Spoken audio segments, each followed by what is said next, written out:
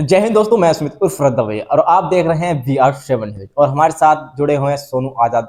अधिकतर ये वायरल है और उन्होंने इनके एक बयान है और इनसे थोड़ी सी जानकारी लेंगे कि ये एक IIT वाले वावा महाकुंभ में जो वायरल हुए थे उनके आज ऊपर कुछ कहना चाहेंगे, उनके बारे में क्या कहना चाहेंगे, इनसे थोड़ी सी वार्तालाप करेंगे। सबसे पहले हमारा स्वागत है VR7 में। शुक्रिया आपका, धन्यवाद। देखिए, VR7 के लिए मैं एक सबसे पहली बात मैं ये कहना चाहूँगा कि बाबाओं का सबसे ज़्यादा रोल अक्सर यही होता है कि छाना, और उस मंद बुद्धि बाबा को भी ये पता है कि ऐसा तो हो ही नहीं सकता कि वर्ल्ड चैंपियनशिप में इंडिया vs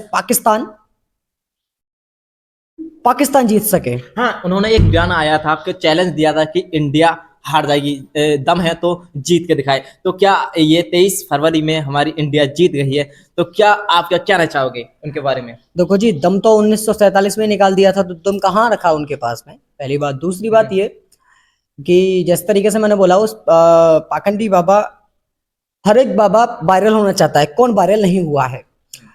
जैसे एक तुक्का लगाना, अनिरुद्धाचार्य अच्छे खासे विचारक हैं, वो अपने विचार प्रस्तुत करते हैं, लेकिन वो भी उन बाबाओं में शामिल हो चुके हैं जो पाखंडी बाबाओं की लिस्ट मेरे पास में है।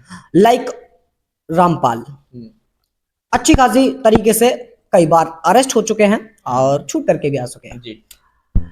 गुरमीत राम रहीम अच्छा खासा व्यक्ति था, लेकिन बाद में क्या पता चला उसके बारे में कि भैया ये इस तरीके से कहानियां रचता है स्त्रियों के साथ में। सेकंड थिंग, ये पंडित धीरेन्द्र शास्त्री, जिसे आप वागेश्वर धाम के नाम से भी जानते हैं। सबसे बड़ी बात यह है कि एक तुक्का लगाने और जनता मेरे पे फिदा हुई नहीं। जैसे कि अभी मैं बोल दूं जैसे कि उसी समय अगर मैं इंटरव्यू में या फिर उसके साथ में मैं पोस्ट करता कि ये मेरी बात सत्य है, इंडिया ही जीतेगी, और जाहिर है मुझे पता ही है इंडिया ही जीतेगी, तो मैं जाहिर है कि लोग मेरे को ज्यादा उसमें नहीं लेते कि यार जाहिर है हमें तो पता ही है कि जीतेगी तो जीतेगी। अब उसके अपोजिट में भी तो होना चाहिए कोई, सब उसके साइड में है, क्योंकि इंडिया जीतने वाली है तो सब इंडिया के साइड ही हैं। अब अपोजिट में कौन है? केवल एक बाबा, बिकॉज वो छाना चाहता है, कंट्रोवर्सी में आना चाहता है, और कंट्रोवर्सी में नहीं आएगा तो वो छाएगा कैसे? अगर मानो अगर उसका तुक्का भी पास हो जाता हाँ, तो समझिए धीरेन्द्र शास्त्री की जो दुकान है वो शायद बंद हो जाती है ना। नहीं, जैसे कि उनका तुक्का सही हो जाता, यानी कि बात उनकी सही हो जाती, तो उन्हें पूजना चालू कर देते। क्या ये सत्य है या नहीं? देखो, पूजना तो यार, देखो क्या है कि मेरी कॉलोनी में आप शाम को आइएगा, कभी रात में 12-1 बजे वहां पे जाइए, और वहां पे आप एक खंबा लगाएंगे मिट्टी का डाल करके, कुछ भी आप चाहे पत्थर भी रख सकते हैं, एक धूपबत्ती लगा दें, अगरबत्ती लगा दें, वहां जाके 4 बजे आप खुद ही कर दें, एक चुनरी उड़ा दें 10-5 रुपए की लेकर के, मतलब आपका टोटल 50 रुपए का खर्च होगा। सुबह को देखो वहां पे 500 या 5000 रुपए रखे हुए नाम ले तो बेकार है आपको, क्योंकि कहेंगे कि भैया ये हो गए वो हो गए। तो बात ये है कि हर एक व्यक्ति, हर एक बाबा जो बनते हैं वो केवल छाने के लिए बनते हैं, और अपनी प्रस्तुति इस तरीके से दिखाते हैं कि भाई मैं बिल्कुल सबसे अलग हूं, चमत्कारिक रूप से मैं सारी चीजों को बता रहा हूं, लेकिन ये बिल्कुल असत्य है। इन ढोंगी बाबाओं को इस तरीके से नहीं करना चाहिए, है ना। देखिए, ये एक इनलीगल चीजें हैं कि तुम पाकिस्तान को इस तरीके से सपोर्ट कर रहे हो, जबकि इंडिया बिल्कुल भी सपोर्ट इस चीज को नहीं करता है कि यार वही जीते, तो तुम ही सपोर्ट क्यों कर रहे हो उनको? क्योंकि हो सकता है कि फिर तुम उसके देश के हो, नहीं, ये टेररिस्ट भी तो हो सकते हैं फिर।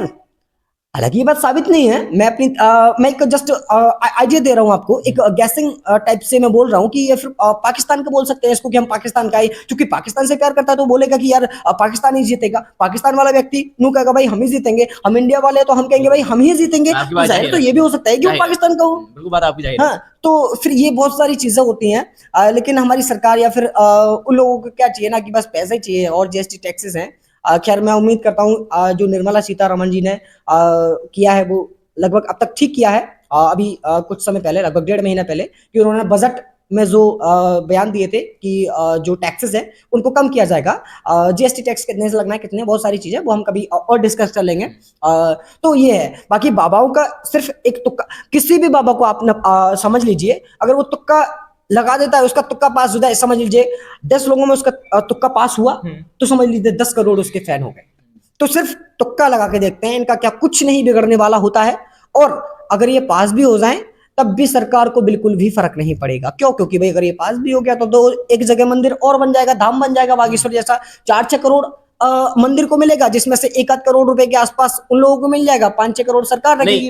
आपका कहने का मतलब है कि जो बाबा हैं, क्यों आप छाने वाले हैं, छा सकते हैं क्या? उन्होंने यही ट्रिक यूज करी है कि ये इंडिया हार जाए, है ना? जैसे कि व्यक्ति मुझे जाने, हार जाने के बाद, है ना? We will not talk about our India और Pakistan, we will talk about New Zealand और अफगानिस्तान कर लेते हैं। मान लीजिए कि हालांकि कभी ऐसा होता नहीं है।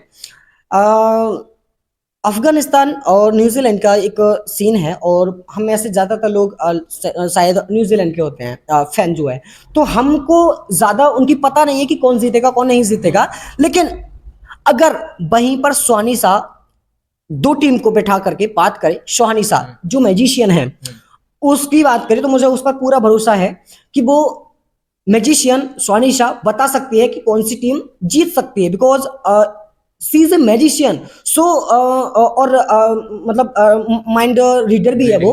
तो जाहिर है अगर ये बाबा माइंड रीडर होता तो शायद इसकी बात सत्य हो सकती थी। आई डोंट नो कि ये है या नहीं है, वो माइंड रीडर है या नहीं है, बहुत सारी चीजें होती हैं इनमें। बट मैं उम्मीद करता हूं कि अगर न्यूजीलैंड और अफगानिस्तान के बीच में अगर मैच होता है और दो पार्टीज को बैठाया जाए सुहानी शाह के सामने, तो वो डेफिनेटली बता सकती है, माइंड रीडर है तो जाहिर है तो वो बता देगी। ऐसे ही ये है कि अगर बागेश्वर बाबा उनसे कुछ कहेंगे तो अगर वो माइंड रीडर होंगे तभी बता पाएंगे, ऐसा है। तो इन दोनों में कोई भी, देखो बाबा बन सकती है, सुहानी शाह भी बन सकती है, बिल्कुल, है ना, क्यों नहीं? Because she is a mind reader. तो वो अपनी टेक्निक्स का इस्तेमाल करके अब तो बता सकती है कि मेरी कोई टेक्निक्स नहीं है, क्यों ना, ये मेरा ऑफकोर्स। केवल चमत्कार है, जी। बुन्नू कह सकती है, क्यों नहीं? ऑफकोर्स, जाहिर है। जाहिर है। लेकिन इस बीच में बागेश्वर बाबा बोलता है कि ये हमारा चमत्कार है, बागेश्वर बाबा का चमत्कार है, ये हमारा कोई टेक्निक्स नहीं है। तो जाहिर है उसकी टेक्निक्स हैं, ये टेक्निक है ना कि चमत्कार। तो बहुत सारी चीजें होती हैं इनमें। ये बाबा जो हैं हमारे पूरे इंडिया के लोगों का मन भ्रमित कर रहे हैं, और जिसको आम तौर पर हम लोग या फिर मीडिया वाले या फिर सोशल लोग वही कहते हैं जिसे कहते हैं ब्रेन वॉश। पूरी जनता का ब्रेन वॉश किया जा रहा है बाबाओं के जरिए। तो बस मैं इतना ही कहना चाह रहा हूँ, ये सारी की चीजें जो उन्होंने बताई हैं वो बिल्कुल फालतू हैं, केवल छाने के लिए ये बाबा इस तरीके का काम करते हैं। बाकी का मैंने जो बीच में बातें रख दी है वो जनता एक बार सोच समझ करके पीछे जाकर के देख ले, जिससे आने वाले समय में आप कभी धोखा नहीं खाएं। जय हिंद, वंदे मातरम। मैं इतना ही कहना चाहूंगा। बहुत बहुत धन्यवाद।